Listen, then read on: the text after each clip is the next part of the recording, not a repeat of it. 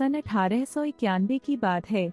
मध्य प्रदेश के छोटे से गांव महू में एक बच्चा पैदा हुआ जिसका नाम रखा गया भीमराव। उनके पिता सेना में सूबेदार थे, लेकिन वे एक अस्पृश्य यानी अछूत माने जाने वाले महार जाति से थे। समाज में इस जाति को बहुत ही नीचे दर्जे का समझा जाता था। भेदभाव इतना अधिक था कि उन्हें मंदिर में प्रवेश, कुएं से पानी लेने या स्कूल में समान व्यवहार तक का अधिकार नहीं था। जब भीमराव स्कूल गए तो उन्हें बाकी बच्चों के साथ बैठने नहीं दिया जाता था। वे कक्षा के बाहर जमीन पर बैठकर पढ़ते थे और जब प्यास लगती तो कोई ऊंची जाति का बच्चा या नौकर उन्हें दूर से पानी देता।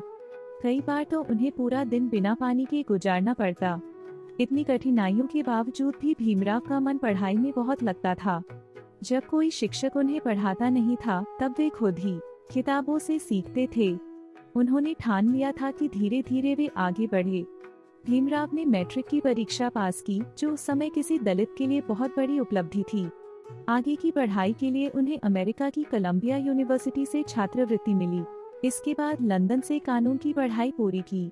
जब भीमराव भारत लौटे तो उन्होंने देखा कि समाज में जातिगत भेदभाव अब भी वैसा ही है। उन्होंने अपने अनुभवों और ज्ञान के आधार पर सामाजिक आंदोलन शुरू किए। उन्होंने दलितों को संगठित किया, उन्हें शिक्षा, आत्मसम्मान और अधिकारों के लिए जागरूक किया। उन्होंने कहा, जो पढ़ा लिखा है वह ही आगे बढ़ सकता है।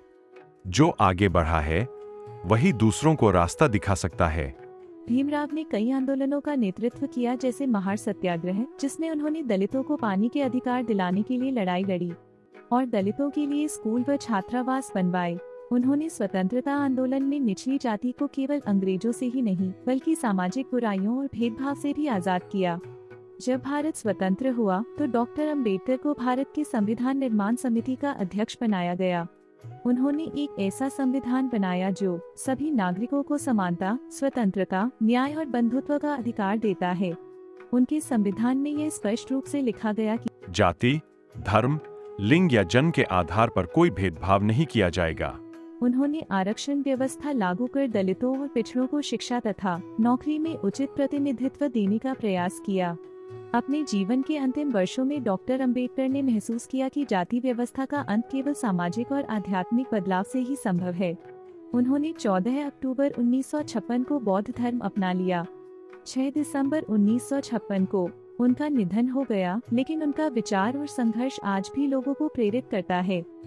सीख: डॉक्टर भीमराव अंबेडकर का जीवन हमें सिखाता है कि अगर इरादे मजबूत हों तो गरीबी, भेदभाव या कोई भी बाधा हमारे रास्ते को नहीं रोक सकती। मैं उस धर्म को मानता हूं जो स्वतंत्रता, समानता और भाईचारा सिखाता है। अगर आपको यह वीडियो अच्छा लगा हो तो कृपया करके चैनल को सब्सक्राइब करें, लाइक